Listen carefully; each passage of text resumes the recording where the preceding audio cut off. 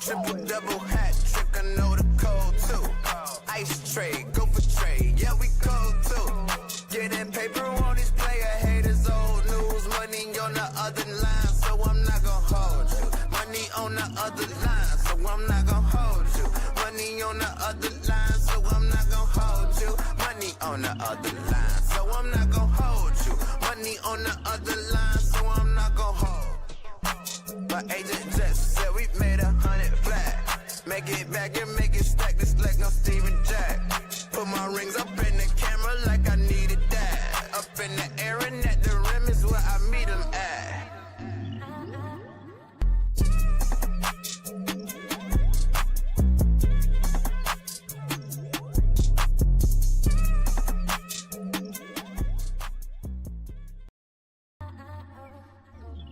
So cool. Triple double hat trick, I know the code too. Ice trade, go for trade, yeah we cold too. Getting paper on these player haters, old news. Money on the other line, so I'm not gonna hold you. Money on the other line, so I'm not gonna hold you. Money on the other line, so I'm not gonna hold you. Money on the other line, so I'm not gonna.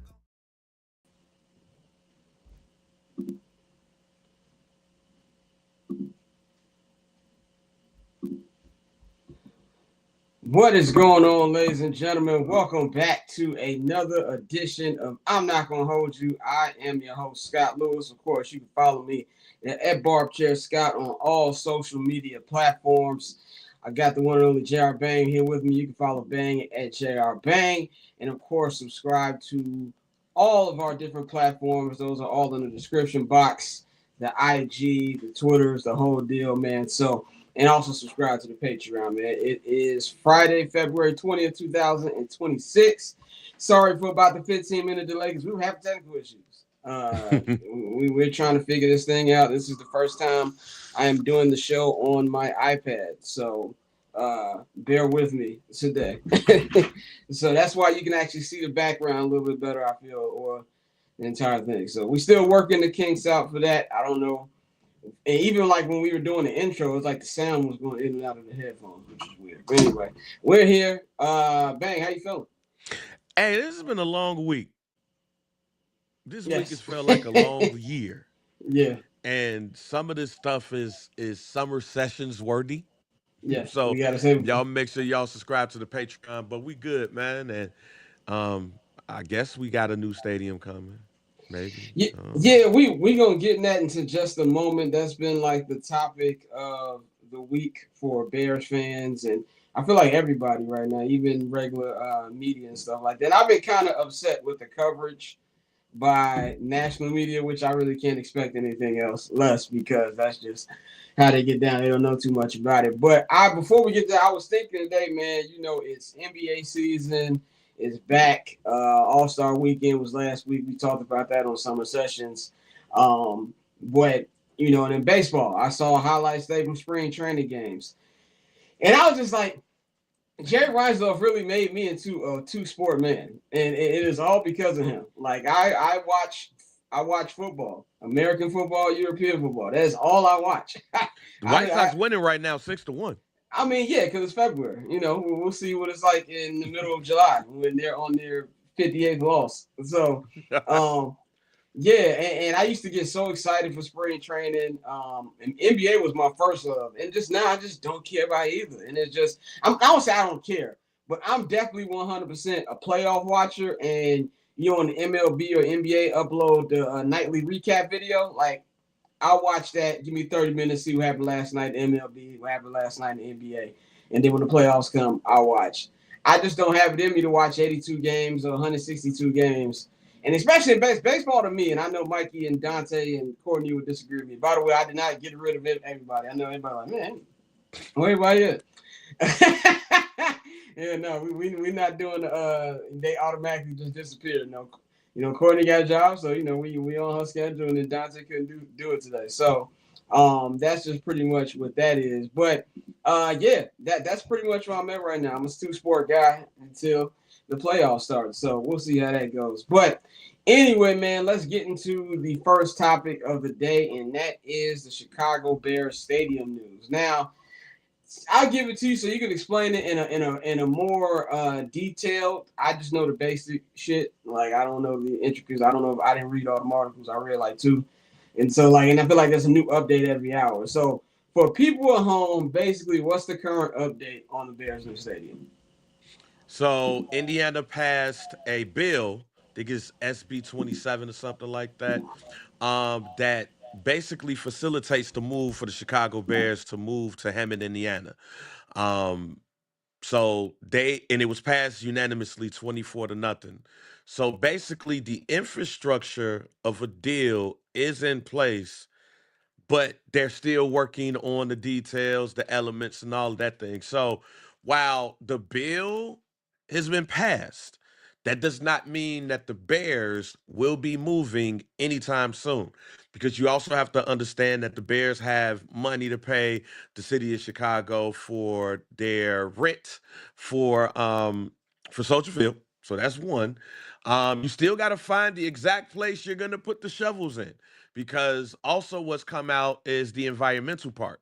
Now, if you go to that side of Hammond, Indiana, it's a lot of steel mills and things of that nature. And you got to see what ground is fertile enough to go ahead and make sure that you build that. So while Wolf Lake is near the area where the Bears would be if they were to go to not Indianapolis, excuse me, Hammond, Indiana, it's still some things that need to be taken care of.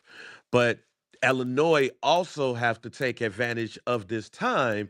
And according to JB Prisker, it ain't over with yet. The way I see things and I look at things, this is the 11th round of a 12-round fight, and the Bears need a knockout. The Bears need a knockout because the state of Indiana is basically giving them a sweetheart deal. Illinois is not. And JB Prisker feels like he can work out a deal. However, he got to look at the state assembly. He has to look at the state Congress to make sure that they work together. So the Bears, it looks like it's in the direction of Hammond, Indiana, but Illinois is not out the woods yet.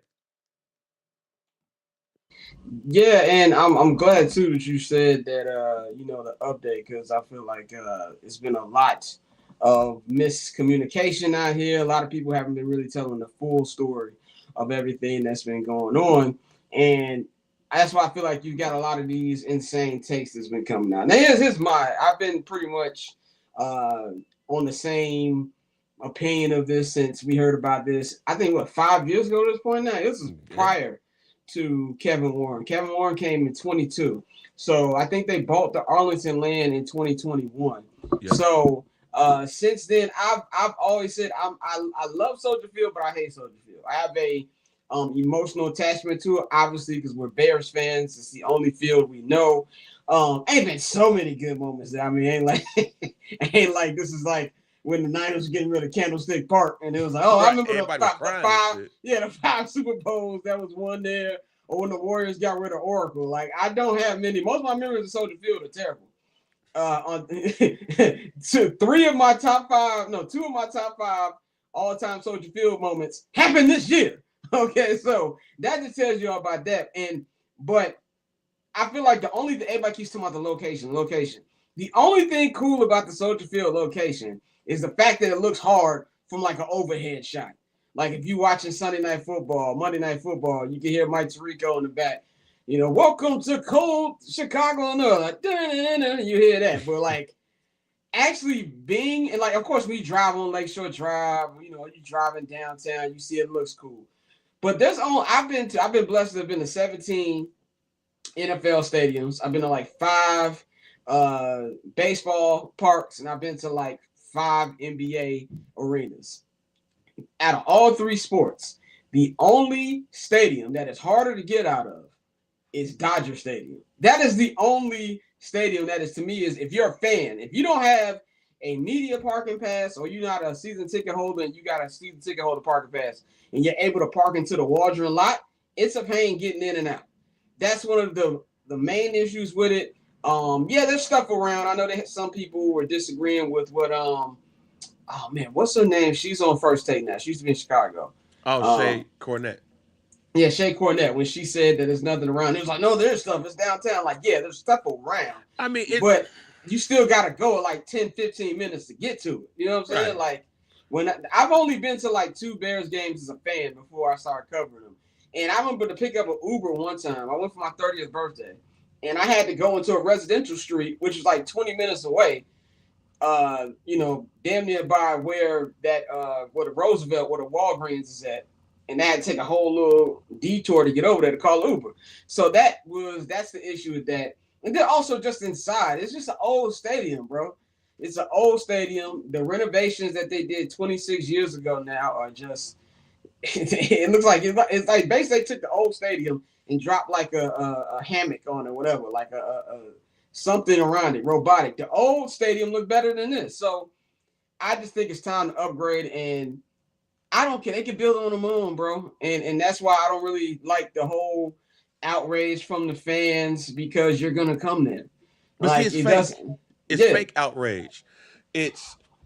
It's fake outrage because you feel that it's the Chicago Bears, so it should be played. Football should be played in Chicago. None of this rage is going to matter in 2031, 32, 33 when they see that big, beautiful stadium wherever it is. And if it's in Hammond, that because we're talking about something, if it is 2026, we're talking about something that's not going to happen for at least the next 5, 6 years as you get out of one stadium and go to another. So nobody's really gonna care when, like you talked about that overhead, right? Nobody's gonna yeah. care when they see that overhead of Hammond, Indiana, and you see that big, beautiful dome that's right there. I'm gonna They're tell you gonna what they angle gonna that do. camera. Go They ahead. gonna they gonna start the overhead from downtown, and then Right. it's gonna come down. That's what's gonna be. They gonna keep That's what showing the happened. overhead. Nobody's gonna care when you in the climate control stadium. Nobody's gonna care when you got cup holders. Yep. Nobody's gonna care when you ain't gotta keep your coat on for the rest of the game. Nobody's And gonna care when Vince McMahon, or not Vince McMahon, Triple H says WrestleMania's coming. yeah, no, right. Nobody's gonna care when the NCAA tournament, when their finals is gonna like the Final Four is gonna be in that building. When the Super Bowl inevitably comes, because that's Nobody's gonna gonna come too. nobody's gonna care. Now, would I rather the state now if we were to ask a question of where would you rather the stadium be? Of course, I would rather it be in downtown Chicago. Yeah, But and have you guys seen downtown Chicago? right, yeah, It ain't a lot of space. yeah. In a perfect world, I would tear down McCormick Place, because don't nobody ever use. I can't remember last time anything's been held at the McCormick Place. I mean, Um, no, C2E2. You know what I'm saying? Like that he said, AS from the South Side of Chicago don't really care. I mean, that's what I said. Like I did like Oh, go ahead, because I'm gonna tell you what my thought is around this. okay, and so like for me, like I used to work at McCormick Place. I used to do stuff. It was like this place called Chicago at Your Service. It was a college job I had, and we would like host the different conferences and stuff at McCormick. I ain't seen nothing been at McCormick in a long time. Tear all that down and build like parking space over there. But that's not gonna happen. You know what I'm saying? Tear down Soldier Field, but then again, I don't even know where would they play if they tore down Soldier Field. Like I don't even know where they'll play. And then that would be a bigger issue. Because when they playing in like Champaign, when they Yep. did renovations, ain't nobody going all Oh, the way out to they're Champagne. playing Evanston. Pat Ryan has a stadium built for Oh them. yeah, that's right. So my thing is on the actual thing, on the actual stadium outrage, is one thing we do as Chicagoans, we're very proud, and I get it. We're also very arrogant. I think that our arrogance is underrated. Everybody talks about New Yorkers' arrogance and Texans' arrogance. By the way, like I've always said, I don't know if you're from Texas, why you're arrogant to begin with, but whatever. Y'all know my feelings on Texas. In the words of Ari Gold, I've worked very hard to not go to Texas. Okay. But Chicagoans, very underrated arrogance. Very underrated. And we want everything to be in Chicago. Now, this was like an hour and a half, 2 hours away from the city, 50 miles away, like how far Levi Stadium is from downtown San Francisco. I get it. This is an extra 10, 15 minutes if it is in Hammond. So first of all, shouts out to Michael Irvin who said that they should never host the Super Bowl again. I'm glad he said that. That's one. Two, Connor Orr. I shared it on Facebook because I saw it on Facebook. But Connor Orr took a trip from Soldier Field to the Hammond, Indiana site, and he timed it. It's 25 minutes. It's 25 minutes, y'all. Stop complaining. But I know where a lot of this complaints is coming from. And shouts out to Rachel Nichols because Rachel Nichols said the quiet part out loud. And if you look at my video on my Instagram, JR Bang or Some Dude Media, the quiet part out loud. It's not the South Side. It's North. It's Lake County. It's all everybody up north. Cause now they have to come all the way out south to come see a Bears game where they didn't have to do that. That's where the complaints are Yeah. from. And you know what? I don't mind those complaints because if you are a Southsider complaining about this, you're dumb because you're right down the street from Hammond, Indiana. You can look at the stadium outside of your window if you're on some parts. Now, I know we had a conversation on the text thread about Hallis Hall and compared to that. And the only reason why I bring it up here is because that's going to be the issue. Like a lot of stuff is now like we can talk about the stadium all we want to. And like I told you, and like you said, I don't care. What's going to have to happen next is there is going to be they are going to have conversations on where 10 years from now, where do we go? When it comes to training camp, are we going to be there in Hammond or do we find a spot in the south suburbs to say, hey, this is where Hallis Hall 2020, well, it was 2026, 2036 is going to be. See, the only reason why I will cut some people bail when it comes to the stadium is if you do move it to Hammond, people got to understand that it's going to be more that comes with it. And you got to realize there's going to be a lot of changes. And I don't know if a lot of people they want that change. So on the flip side of it, though, I think it's going to be a lot of opportunity on the south side of Chicago. I think it's going to be a lot of opportunity for Hammond, Indiana. And low key, it gives a chance for the Bears to really own Hammond, Indiana, and work with Indiana state legislator, work with Hammond on building around it. That is the questions. That is actually more of the questions that I have if they go to Hammond. If you go to Hammond, what are you going to do around it? You already got that in Arlington Heights. You have all of that space there. But what are you going to build around Hammond, around that stadium if you go to Hammond, Indiana? In what 2036 is Hammond in the southwest side of Chicago, the southeast side of Chicago. Is it going to look totally different? Because again, when we have this conversation about the stadium, it's not coming up tomorrow. It's not coming up next year. This is a project that's probably 5 to 6 years in the making, and 10 years for us to see it fully bloom. Yeah, I think if they actually put shovels in, the ground this year, then I think 2030 will be the earliest you get this stadium. Right. Actually, no, 2031 because it takes about 4 years Yeah, to build a stadium. That's how long it took to build SoFi. SoFi was supposed to open up in 2019. No, 2020. Yeah, they think they started in 2016, and it was supposed to open up in 2020, but COVID, so they didn't open it up. It was done in 2020, but they didn't. Nobody got in there until 2021.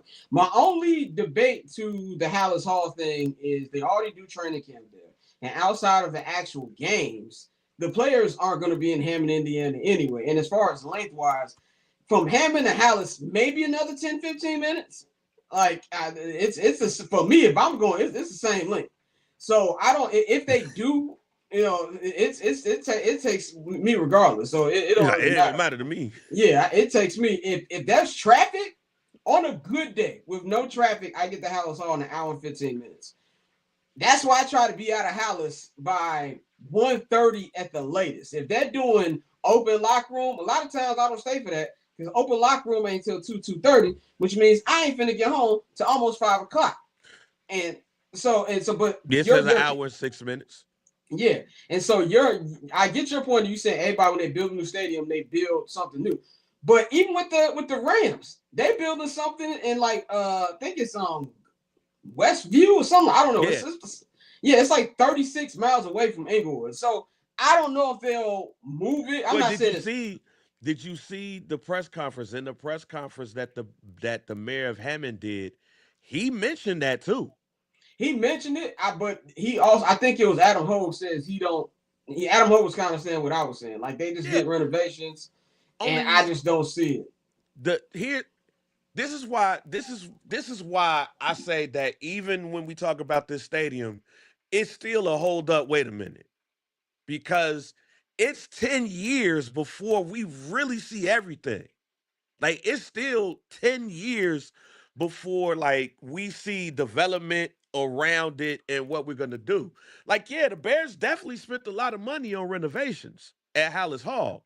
But if they go to Hammond and they're entrenched in that, like I ain't saying it's gonna be in Hammond. First of all, let me say I'm not saying that it Yeah, would be in Hammond. because Mikey had a good point in the chat. If they're still gonna be playing, they still gonna have to pay Illinois taxes, and No, they they still still want to be yeah. known as the Chicago Bears. Yeah, it wouldn't surprise like it don't have to be like the New York Nets, I mean New York Nets, the New York Giants and Jets to where they are all in on being in Jersey, but they're the New York football teams.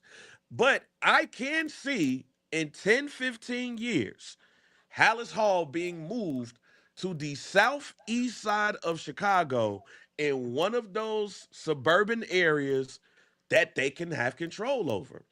Because when you do that, now first of all, I find it very hard to believe they're gonna put the millionaires on the southeast side of Chicago. look, Then again, the Bulls are on the west side. So and here's the other part. Again, is all of this has to come with development, which is yeah, why my caveat to all of this is even with the Hammond part, what you gonna do around it? If you just think you're gonna build that and then that's it, you already messed up in the first place. But in 10, 15 years, just like, and I use this example to anybody, you go look at Ukraine Village. I remember Ukraine Village was on the episode of Cops. I remember that was one of the most dangerous areas that my aunts lived in those projects over there. 20 years later, it looks damn near like paradise. So I just think that even when we have this conversation about the stadium and people complaining and all that shit, don't look at this with the eyes of 2026, 2027. You have to look at this in the eyes of 2035, 2036. Because once they build that stadium, then they have to build around it. We already know Hammond got a whole bunch of steel mills and all of that. Where that shit gonna go? Because do we really want the skyline of Chicago being mixed with a whole bunch of steel mills? Do we want downtown Chicago to be mixed in the same spot that Freddie died at and Freddie too? No, we don't want that. It's going to be a whole lot of development. And I am also telling y'all this Black Chicago, if that does happen, either start fixing up your place to Airbnb or get ready for a whole lot of development on stuff on that side too, and because it's coming. to me, it's the same people who complain about the Obama Center. Now, That too. here's my thing about the Obama Center. Everyone's like, it's gentrification. Look, man, that's just how life is. Okay, Mm-hmm.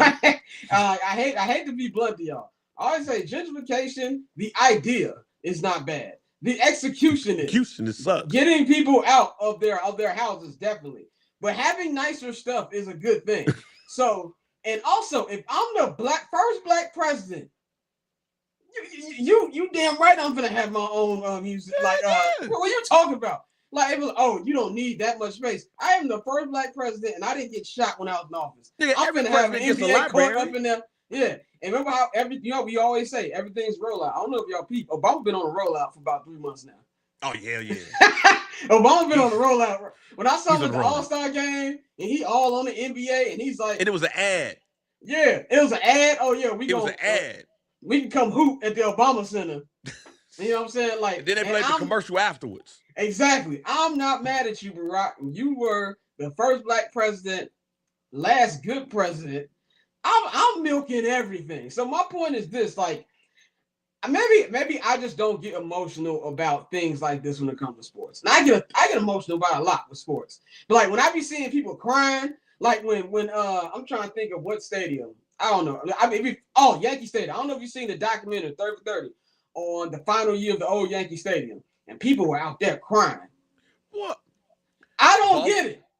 Boston Garden. People Yeah, was Boston crying at Garden. Boston Garden. Let me get a seat. Let me get a piece of the parquet. Yeah. And Chicago Stadium. Chicago Oh my Stadium. God. When Chicago Stadium went down, boy, you would have thought it was the end of the world. Oh, what are we gonna do? But I also want people. Came, and it was like, oh. It was nice for 1995. Yeah, I'm about to say it was nice for 1995. Like y'all always say everything about United Center is nice until you get to the third 300 section. I've said that 100 times. But my thing is, now I'll wrap it up with this. This whole thing shows that people don't read. No. Hey, everybody's like, Bears are going to Indiana. They're not. Nothing's been decided yet. I still think if I was a betting man, which I am not, but if I was a betting man, I still think when the smoke clears, it would be in Arlington. But so you think it's still going to Arlington?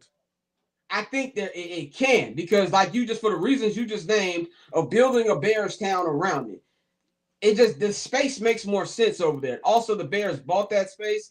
They don't have that much liquid money to just be buying land and just don't do anything. Now, I will say this. That is depending on if the state of Illinois plays ball, which at this point, I don't feel like it is. JB Pritzker's been in interviews saying, oh, we just want to know what's happening. Y'all know what's happening. Y'all just called a bluff. And at the same time, and I saw this on the score, and I don't want to call out names or anything, but this was really irritating me. They were saying things like, oh, I don't think they're negotiating in good faith. And also, just take the deal. So they say Chicago, I would love to be in negotiations with all of you. I will rob you blind, because obviously none of you can negotiate. It's ridiculous. It just lets you know what their contract look like. Like that, what their contract look like. Exactly. Sorry. Nobody negotiates in good faith. Yeah. Nobody. And then they said, they're you negotiate what you can get. They said they're gaslighting the fans. You give us a good season, now you're leaving, bro. This is what it's like. Hold on, let me just say. Go ahead, go ahead, clear the lane. I'm gonna clear the lane. This is like me. I live in Chicago, and I'm like, you know what? I'm moving to Oakland. I'm on the southwest side. That is across the street. Okay. Oh, so I'm leaving Chicago by going to Oak Lawn. It's the same thing. Most of these fans who are going to these games are coming from these areas. Even if you're from the south side, when I go to Soldier Field every week to cover the game, in good traffic, I get there in about 30. You know what I'm saying? So if it's in Hammond, if I leave the same time I leave, I'm getting there in 40 minutes. It's not that big of a difference. And when you say things like you're gaslighting the fans, oh, they're negotiating in public. When you're doing politics, you do that kind of stuff. You negotiate in public, so people will be like, oh, put the pressure on the city or the state. That's all this is. Don't say, oh, you're gaslighting the fans. And I tweeted this morning, people got upset about it. When you're doing business, especially big business, feelings don't matter, especially fans' feelings don't matter. And from a taxpayer perspective, if you're in Illinois, you should want them to go to Indiana. Right. if I'm from Indiana, I'd be tight. You took the words out of my mouth. If I am an Illinois resident, I'm like, all right, take your ass over to Indiana. Because here's the funny, because I was going to mention this. Shouts out to my homie Wild Style.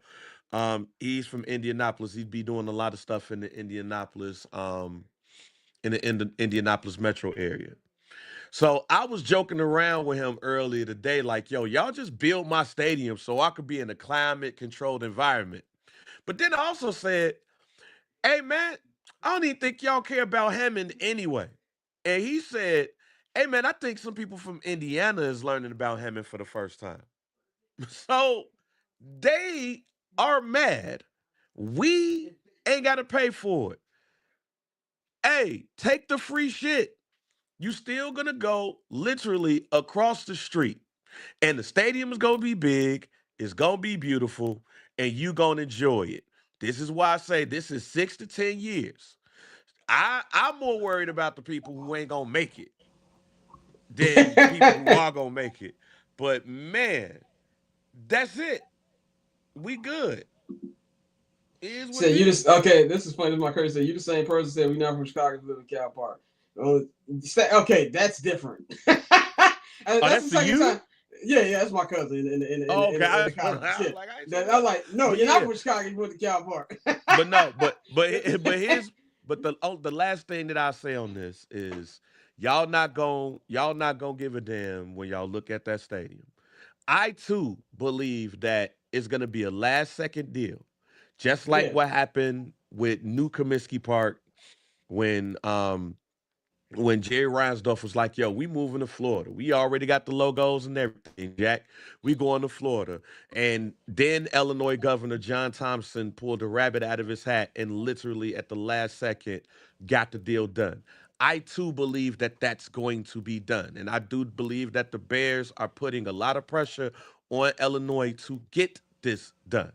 yeah, But I will not be surprised that in 2032, 2033, that the Chicago Bears will be in Hammond, Indiana. And yeah. last time I checked, it's Chicagoland in Northwest Indiana. We look at Northwest Indiana is our little brother. Well, little brother gonna fuck around and get a new stadium.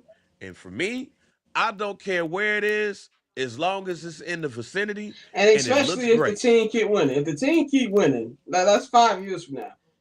God willing, we got at least a Super Bowl by then. You I ain't gonna really ain't gonna front. get it. Look, I ain't gonna front.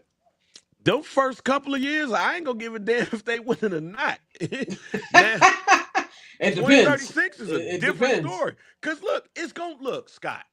It's 10. Look at this from a standpoint, and this is how I end it. As I said, look at this as a 7 to 10 year project. Yeah, Half of the people on the team ain't gonna be here. Caleb will be either exiting his prime or right there in it, depending on yeah. what's going on in his life. Fam, I He'll just be want a on the second consistent win. contract. Yeah, he'll be on the second. I just want a God consistent willing, win. Ben Johnson's still here. Right, good God willing. So we Yeah, talking about a whole bunch of shit. I yeah, just want Caleb and Ben to still be together at this time. yeah, And I want a Super Bowl or two yeah. at Soldier Field. Yeah, I want at least one or two in the chambers, and it's like, okay, we got our championships, and then you got the banners in there. So As a last matter of thing I'll fact, say, wait a minute, let me do this real go quick. ahead, go ahead. Because my father's here. Hey, Pops, do you care where the stadium is at?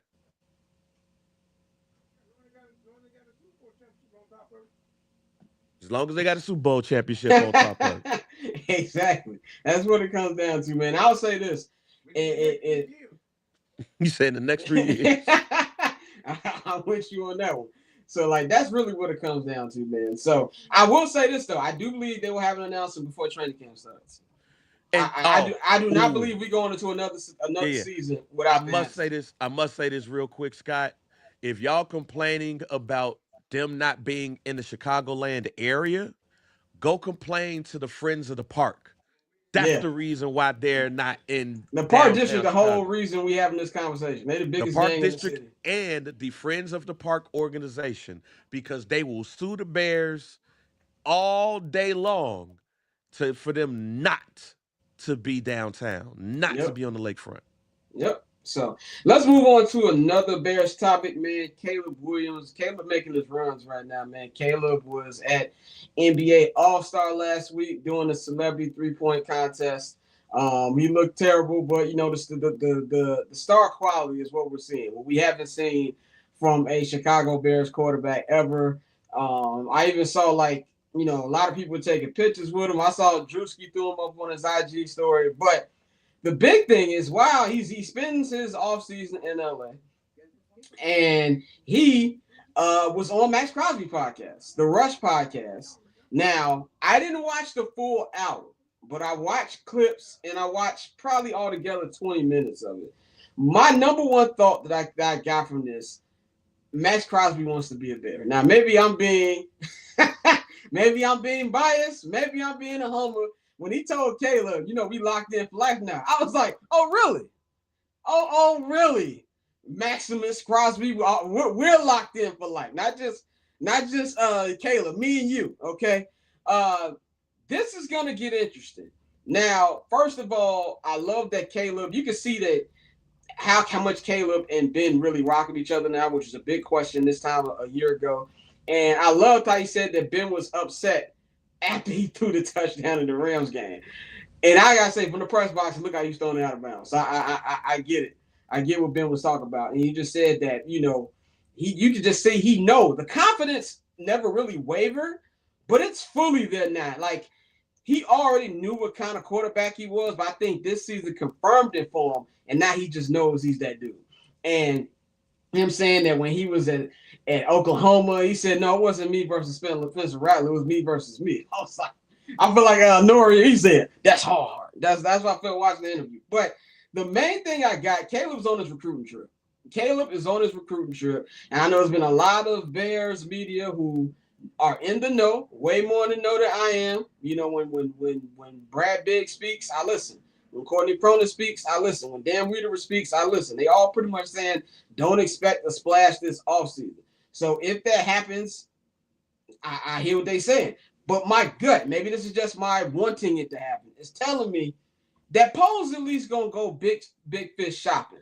Whether he lands the big fish or not, I think there's a chance, and I think Max Crosby and a lot of other players would be up to it. We saw how Myles Garrett was talking about Caleb. Like he was trolling Micah over the Bears. He was doing the Iceman joint. So that's one of the two guys I want. Obviously, we said last week there's ways to get a good defensive line even without spending crazy to get one of those two. But Bane, what stood out to you in that interview with Caleb and Max Crosby? This is gonna sound bad, but y'all know who I am. Y'all know how I talk. So it is what it is. Caleb reminds me of a man who just got some ass for the first time, and now he confident that he can get all of the women in the world. Yeah, he hit his first baddie. He had his first baddie, and he like, yo, we good out here, fam. Like literally, I watched that interview and how relaxed he was when he was talking about the gel on his nails and he don't care and all of that stuff. I said, oh man, that's my quarterback. That's my quarterback. He finally bust his cherry and now he ready. He know who he is in the world. That's who he is. Now, from the football standpoint of it, I do love the confidence. I do love the swagger. We have not had that from a quarterback position since Jim McMahon. And when it comes to the talent, he's way talented than Jim McMahon in this case. So I love seeing that. From the Max Crosby standpoint, if I am forget Max Crosby, if I am any defensive player in the NFL, this is what you want your quarterback to look like. This is how you want your quarterback to talk. This is what you want when you go out on the field. Hey, I gotta go get a turnover so I could get him to rock because I trust him. I'm Max Crosby. I just had to play with Geno Smith for 2 years. I had to play with Antonio Pierce as my head coach, Then he had to and play with Derek Carr. he had to play with Derek Carr. Who was the coach before Antonio Pierce? I forgot. Uh, Um, forgot. Spavacia, something like that. He was a Yeah, special teams coach. yeah, Rich Bisciotti, but then Yeah, before that it was somebody.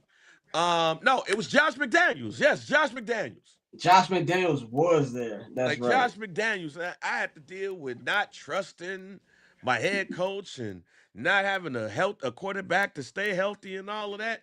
And I'm sitting across from this dude who pulling rabbits out of his hat, who got the confidence and the swagger and all of that. Oh yes, I want to go to Chicago. Don't mean gonna do it, but that's who they want. That's what he wants. And any defensive player wants that. I ain't make it to a certain damn level, but I know when I played football, we ain't had no quarterback to do shit. And we was pissed every time we went on that field. So yeah, that's we want that. Defensive players want that swagger. And while I wouldn't mind Max Crosby, I really want Micah Parsons. I wouldn't mind a Bradley Chubb. Why? I just had to play with Tua after I tore my ACL, and I just had to Yeah. play with Tua. No, every defensive player wants a quarterback that they can trust and they can count on to score. And every defensive player tell you, man, just score 17 points, and we gonna make sure we do the rest if we got a good defense. Now, here's the So, only counterpoint right here. My cousin Peyton, shout out to Peyton, oh shit. said this reminds me when Rose and Bulls were up and coming. We like Braun or D Wade slide to the shot for us have booze. I got a feeling we do the Chicago thing, end up rather chill. Here's the difference. Caleb's recruiting. Pooh refused to. Like we have heard from the mouths of LeBron James and Dwayne Wade themselves, And him. that they never, and from him, even Derek said it himself, that he didn't want to recruit. So this is a different thing. Now there's multiple things that happened with the Bron D Wade thing. Bron and D Wade said that they were a Luol Deng trade away from coming, but because the Clippers didn't agree to the Luol Deng trade, what's called Pat Riley scooped in while the Bulls were trying to rework another destination for Luol Deng, and Pat Riley got it done before they were able to offload Luol Deng. So that's the actual story of what happened, and I would love for LeBron and Wade to stop telling that story. Okay, because I still get upset about that, and that was 16 years ago. But yeah, you're right. Like I'll take Bradley Chubb. I think that's how bad our defensive line was last year. I'll take Bradley Chubb with somebody else. Like if you're gonna, you don't have to get a Max Crosby or Myles Garrett. Would love it, but if he wants to do, maybe he does rebuild how he rebuilds the offensive line. You do a couple trades, sign a low cost free agent because this free agent class ain't great. I call Kansas City. How much you want for Chris Jones? But the defense, but the D line talent in this draft is stellar. You could go get a Caden Proctor tackle Alabama for your first pick if he's still there. Because now I'm about to say he gonna have to get Post gonna have to get traded because we got the 25th pick. Yeah, right. This gonna be different. But if Caden Proctor's there at 25, that's who I want. That's your left tackle for the future. But you could get you a more than quality defensive edge or D tackle in the second and third rounds of this draft. So this is where Ryan Poles and new assistant GM Jeff King, this is where your eye and your scouting team is going to come in handy. Because I don't think that the Bears have to use draft capital to get them a good edge rusher to complement Austin Booker and whoever they sign in free agency. I 100% agree with that. One last comment on this. So the combine starts on Tuesday. Me and my brother will have a combine episode of 79 Can Have Us next week, so look out for that. I got the email a couple days ago. Ryan Poles and Ben Johnson will both be speaking Tuesday morning. What do you want to hear from them? Because this is the first time since Ryan Poles has been here that all eyes aren't on them at the combine. Last year, all the eyes were on them because they just had Ben Johnson. Year before was all eyes on them because they just got Caleb. Year before was all eyes on them, but what you gonna do with the pick? Are you gonna draft? You gonna trade it or you gonna keep Justin? So this is the first time that there's no eyes on them. Right. What do you expect to hear? What do you want to hear from this press conference on Tuesday? What would I like to hear from them on the press conference? I would like to see them consistent to what they were saying at the end of the season, which is, hey man, this is a brand new season. We're looking at this as a brand new season. Last year is over with.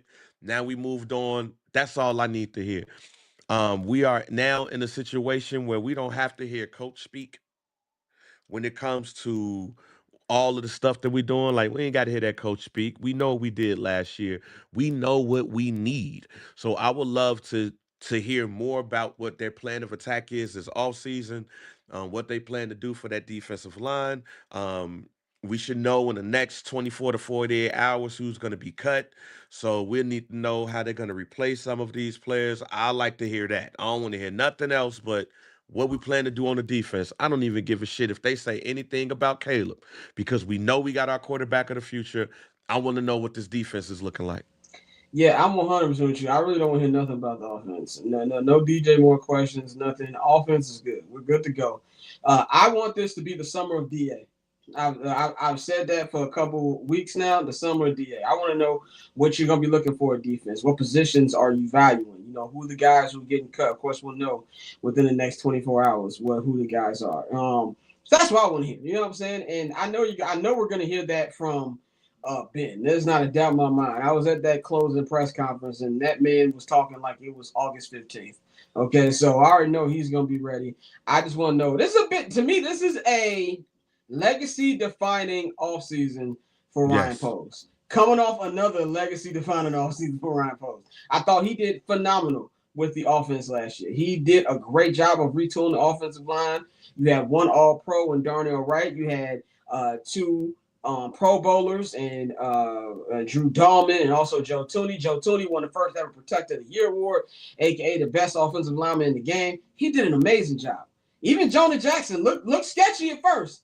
He had a great season. So I want you to replicate that on the defensive line, and you're gonna have to even tinker with the secondary a little bit. So Mm-hmm. that's what I want to hear.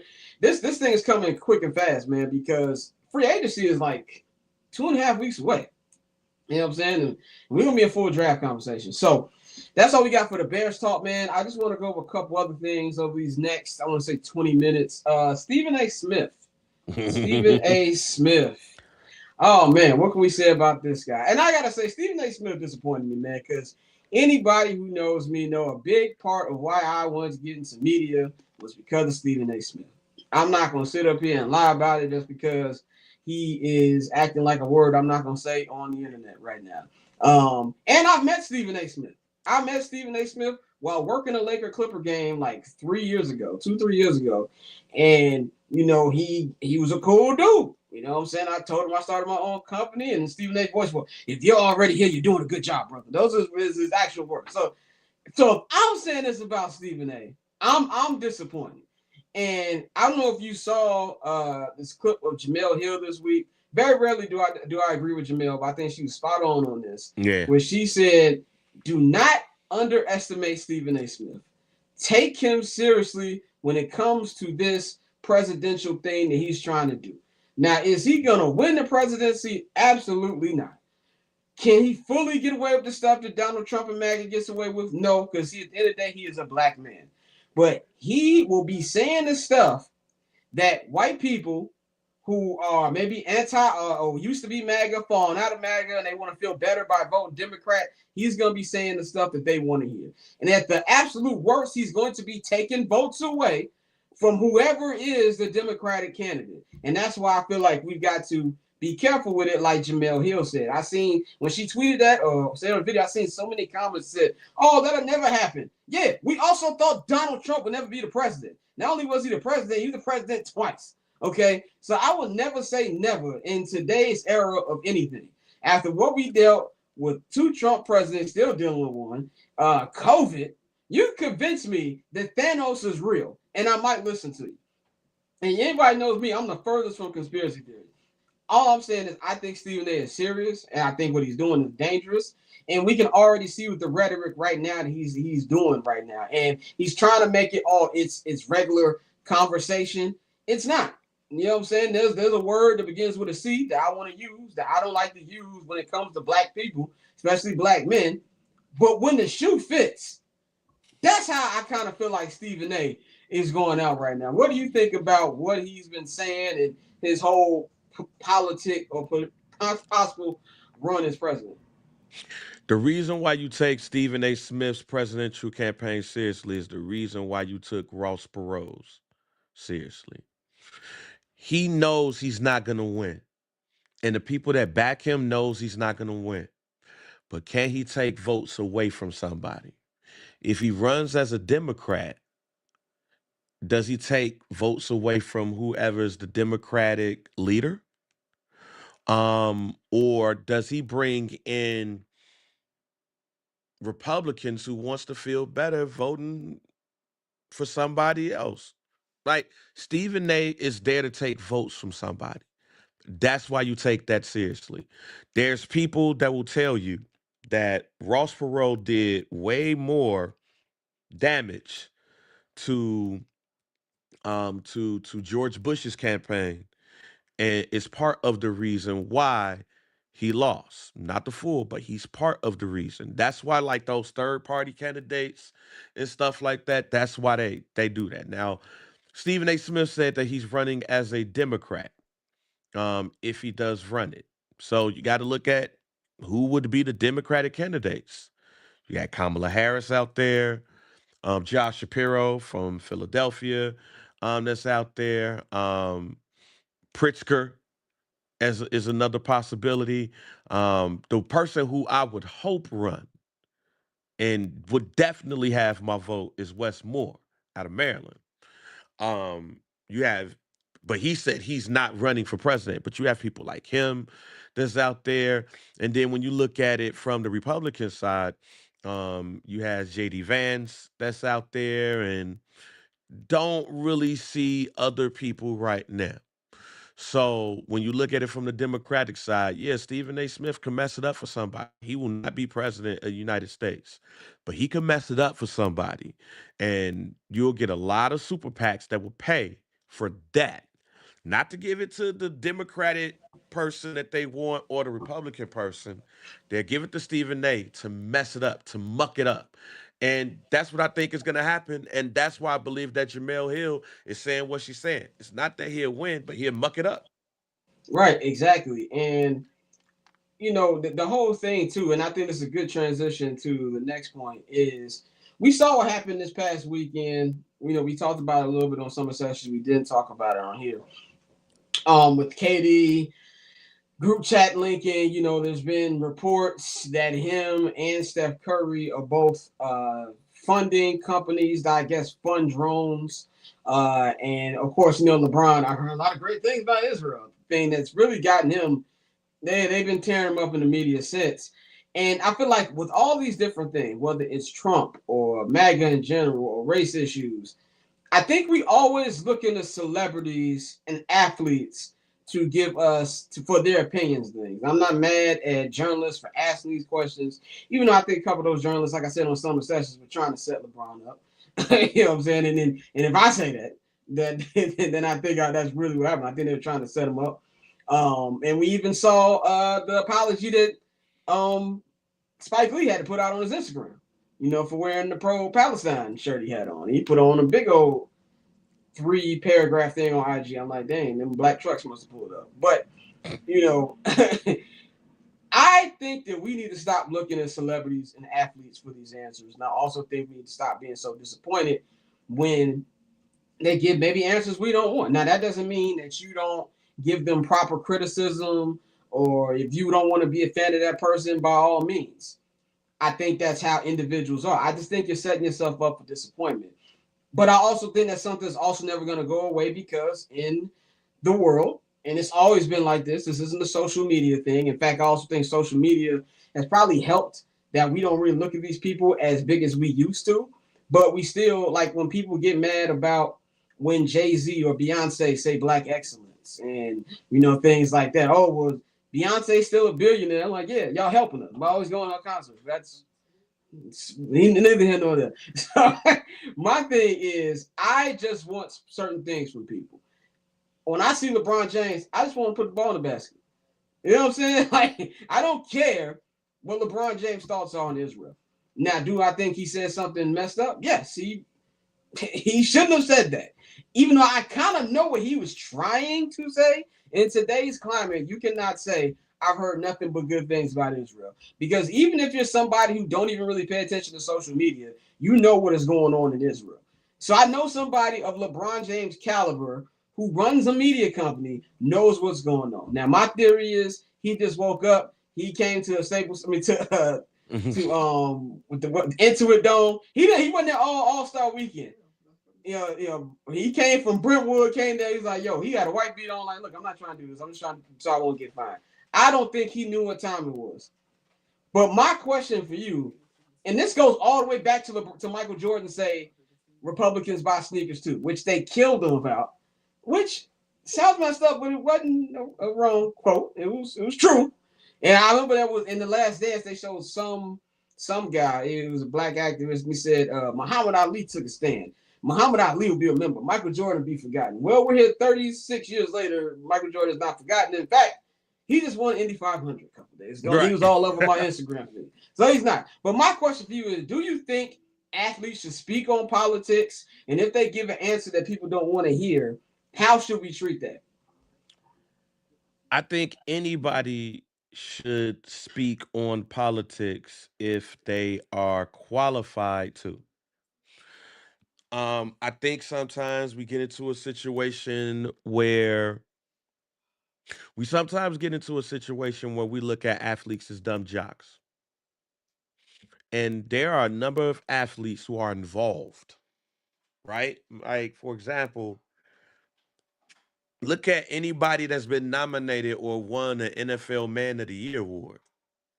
Like, I can't have them talk about politics. Like, they in it. They're literally in the trenches in a lot of these cases. So why wouldn't I listen to a insert athlete here that just won the Man of the Year talk about what's going on in the community when they're in the community? I don't want to hear LeBron talk about politics. I don't want to hear KD talk about politics. I don't want to hear Steph talk about politics. So if we were to be specific, there's certain people that I don't care to hear about.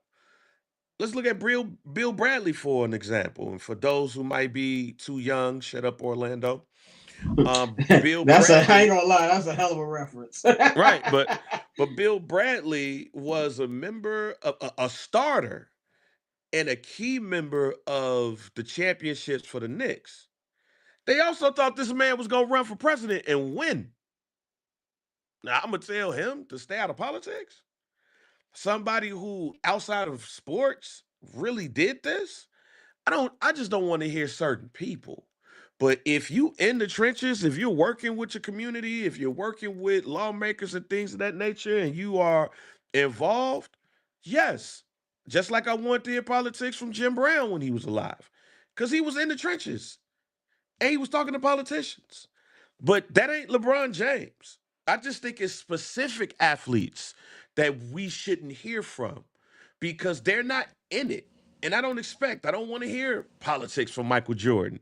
Yeah, I I didn't even want to hear Republicans buy sneakers too. But I don't want to hear that from him.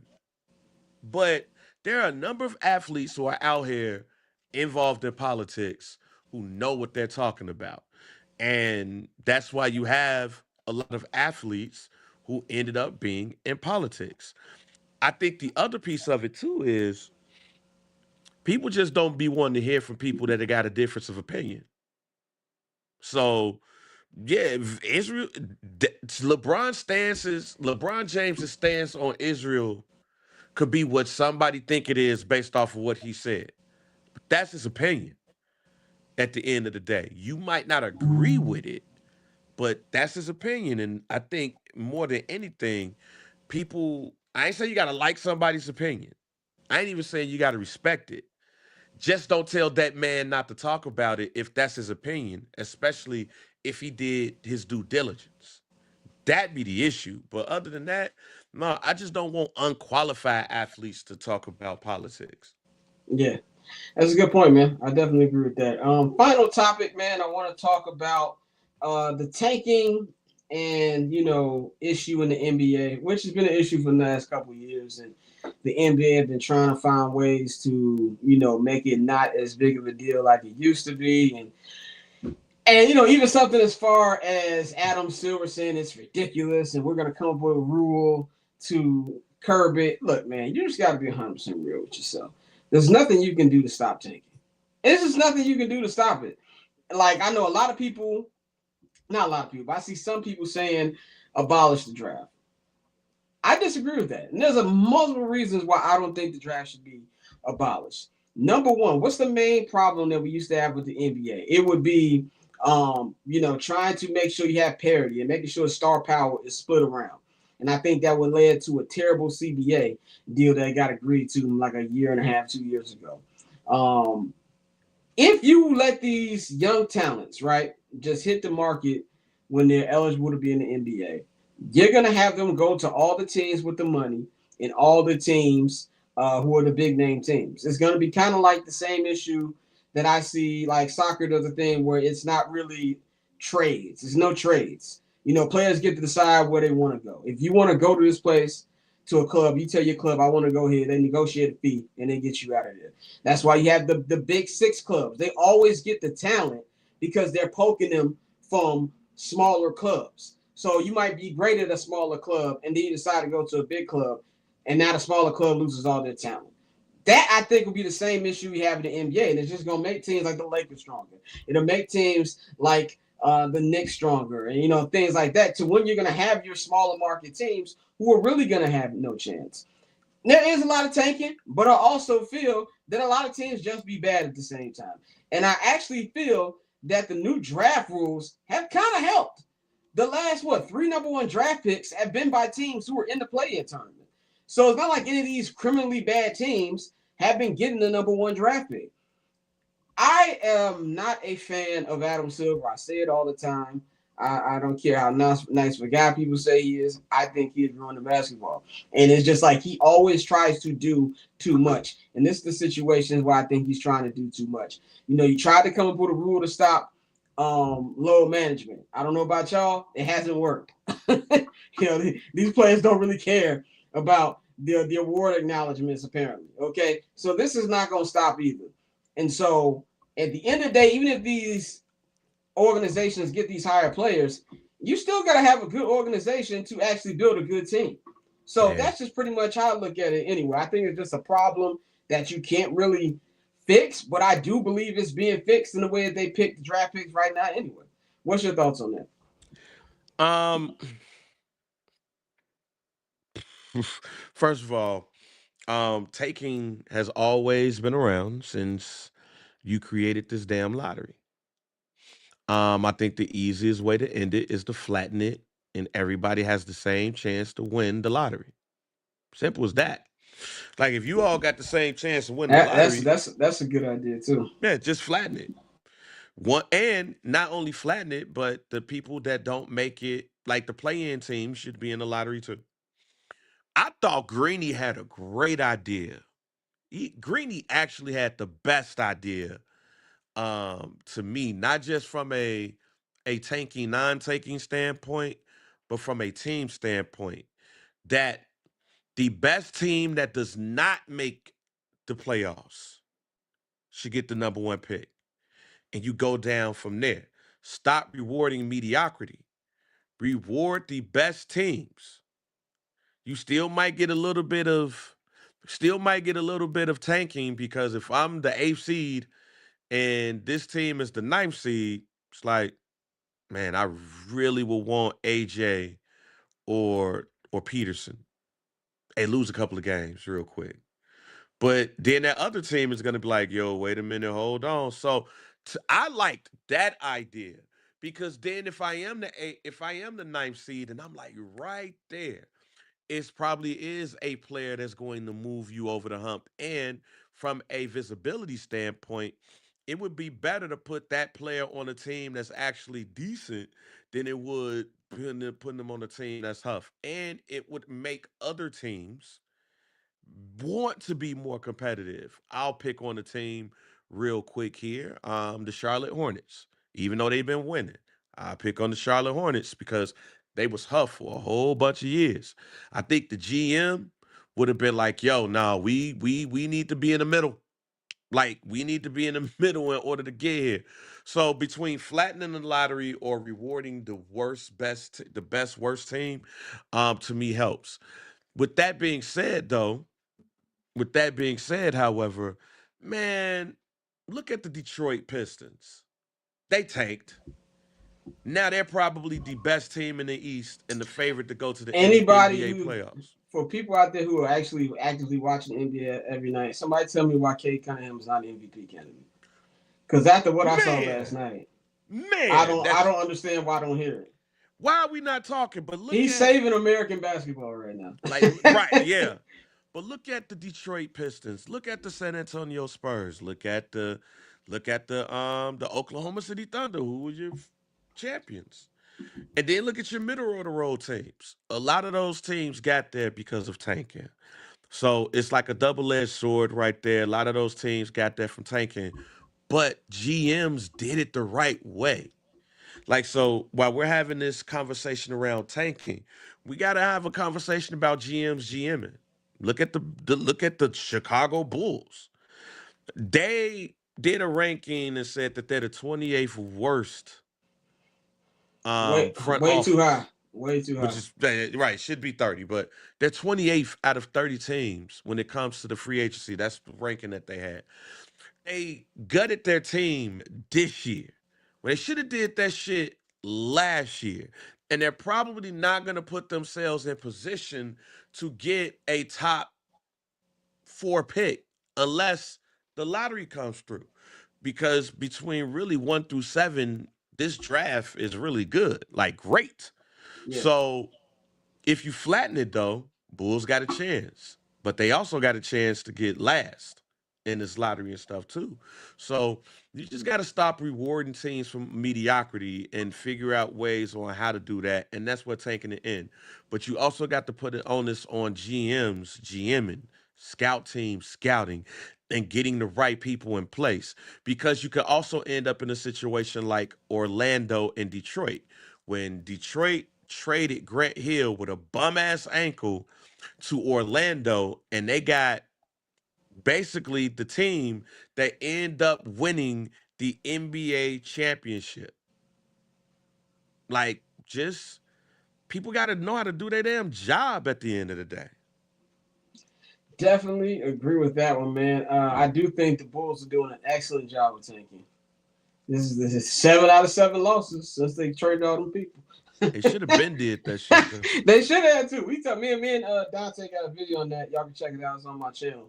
If you want to know about whose rebuild we have the most faith between them and the White Sox, man. But that is all we got for y'all today on I'm Not Gonna Hold You. I will be back on Monday with the weekend recap.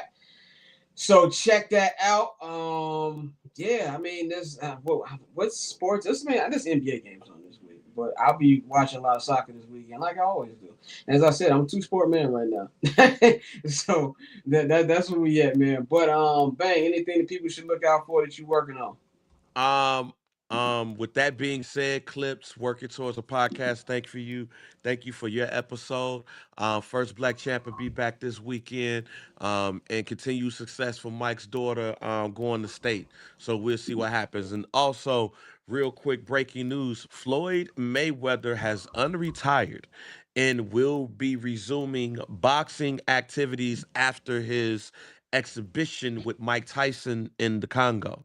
So Floyd, once he does this little quick fun exhibition, he is back, which means the lawsuit that he got against Steven Espinosa and I want to say Showtime or Paramount CBS, that basically means that yeah, Floyd ain't got as much money as he wants, and that's why he's coming back to box at 49 years old. So interesting to see who he actually boxes in his first real boxing fight since boxing Conor McGregor in I think 2017.